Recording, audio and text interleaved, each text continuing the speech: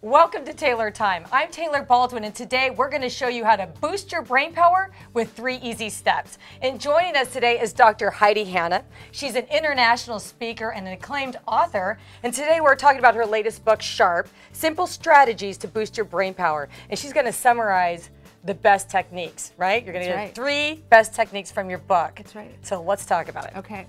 So first things first, we have to start with a healthy foundation. You know, a lot of people are talking about brain training now because we're aging. Our aging population is growing. Baby boomers are starting to turn 65. So everyone wants to know, how do I stay sharp? And Alzheimer's is absolutely epidemic huge concern with Alzheimer's disease. And it turns out some of these strategies will actually help prevent or prolong the development of Alzheimer's. But the problem is a lot of people are jumping straight to the training. So it's kind of like going into the gym and hitting the weights, but not having a healthy foundation, not eating the right foods or not taking good care of yourself. So with all the training in the world, you're not going to get stronger unless you have that foundation. And change your diet, right? Absolutely. So the first thing we want to do is make sure the healthy nutrients are in the brain. Things like healthy fats, omega-3, which I'm sure you've heard of from fatty fish, also nuts and seeds. Almonds, my favorite. Yeah. Almonds, olive oil, avocado, good fats. So you're feeding your brain before you train your brain, absolutely. pretty much. Okay. That's right. That's exactly right. And the other part of that too is physical activity.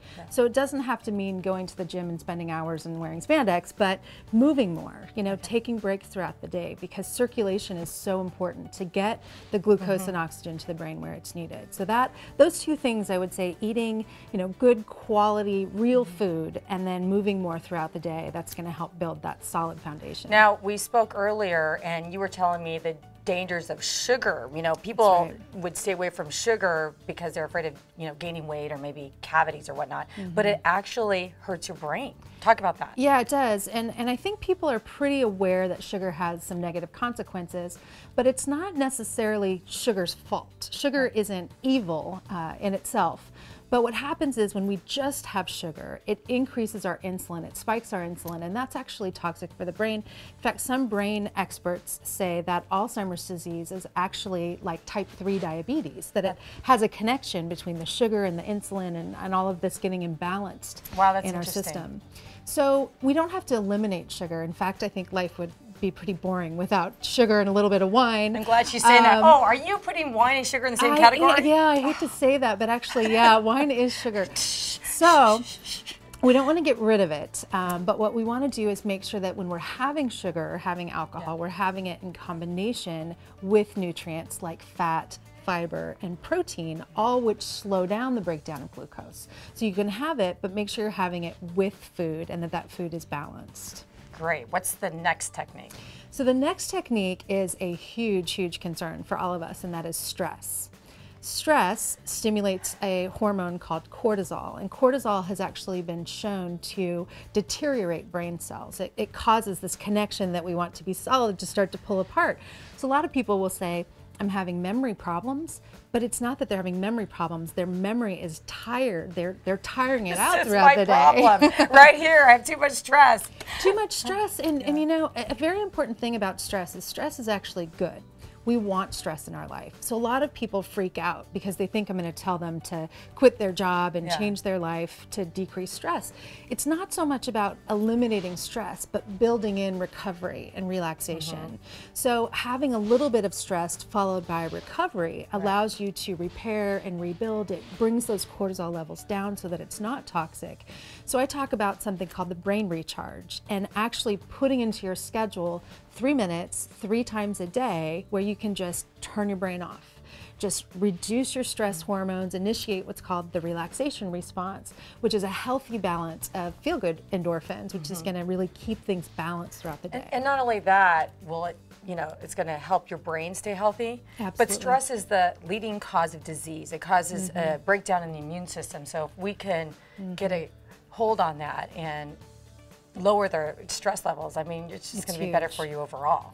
Yeah, I talked to several medical experts who said that they believe up to 90% of doctors' visits are stress related. Wow, that's incredible. It's huge. So again, the biggest thing is people get nervous talking about stress because they feel like they can't change their lifestyle. So I'm saying don't get rid of stress, just add recovery. Just take some time out. It's so, so important. And you were talking to me earlier as well about, we had a conversation, I was telling Heidi that my brain's just tired. I'm just tired. I can't hardly formulate a sentence. I get to that point on occasions. And she told me, well, you actually overtrained your brain. Can you imagine going to the gym for 8 hours straight and not resting? You absolutely exhausted your brain. Yeah. So you have brain fatigue. So Yeah. I think it's easy for people to understand this idea that the brain is like a muscle. Yeah. So we can't wear it out. We have to do different things, shift gears a little bit, even doing something active for recovery. So you don't have to lay on the couch and, practice 20 minutes of meditation,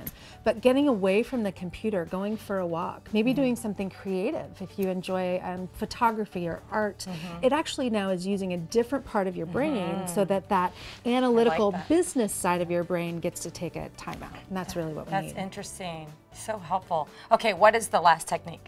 Okay, so you have a healthy foundation and you've decreased stress hormones. So now the brain's actually ready to be enhanced through strategic training.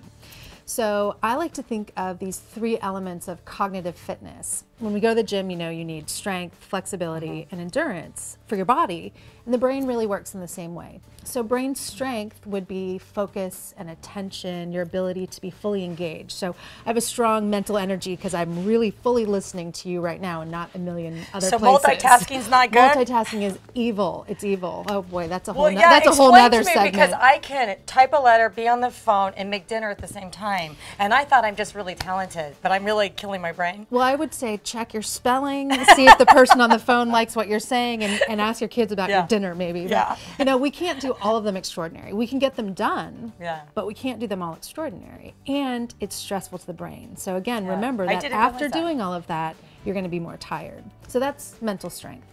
Flexibility, I love this one because this is about creativity and thinking outside of the box. When we get stressed, our brain actually gets very rigid. So we think one way. It's like the business professionals who say, we're going to do it this way because we've always done it that way. They just don't even see any other options. Well, stress does that. It causes us to be protective. When we have mental flexibility, we can actually think more creatively, which I have at the moment. My strength went for a second there, but we can think more creatively and start to engage other people, other ideas, and it actually decreases the impact of stress on our brain. So positivity training. Here's one thing I'll tell you, made the biggest impact for me. Write down 3 things you're grateful for every morning. Just try it for like 30 days. And what that does is it starts to get you to look at the world around you as positive, and you start to train your brain to see life as more positive. That's flexibility of the brain. So instead of being stuck in survival mode and feeling threatened all the time, you now start to see more opportunities for yourself. It's a totally different experience. Even with the same amount of stress, the impact on your system is less when you're seeing things in a more positive way. And that's important for all you parents out there to teach your children. That's a really good habit to instill in them every day. Right away, from an early age. And then the last thing, we've been talking about this a little bit, having family members who have Alzheimer's disease, is brain endurance. How do you make sure you're going to stay sharp and stay healthy over time? And the key to that is really incorporating all of these things together consistently. It's important when we're doing brain training that it's something that's new, that makes us actually think. If you're just going through the motions of something, you're not really stimulating any new growth. It's important that it challenges us a little bit, and most importantly, that we do it repetitively over time. We have to be consistent with these practices. Be committed. Yeah, this isn't something you do once and you have a sharp brain. It's really something you have to integrate into your lifestyle. Let's talk about real quick, adhering to all the principles and techniques in your book. You really truly believe, and others believe, that it will, prolong or maybe even prohibit getting Alzheimer's. Right. Talk about the numbers that you told me about earlier. If we just at least even prolonged Alzheimer's by, what, 5 years you were telling me? Yeah, so, I mean, Alzheimer's is such a huge concern, and baby boomers are starting to turn 65. And 65 is when the risk of Alzheimer's goes up significantly. Actually, by the age of 85, it's a 50-50 chance at that point. For everybody? For everybody. That's a scary number. That's alarming. Well, part of the reason is because we're living longer. So we actually have more time for the brain to deteriorate because we're not dying as quickly from other things. That sounds weird, but you know, we can live with cancer. We can live with heart disease now more than we could in the past. So the brain has more time to start to decline. I also very strongly believe it's our stress problem, that stress actually speeds up.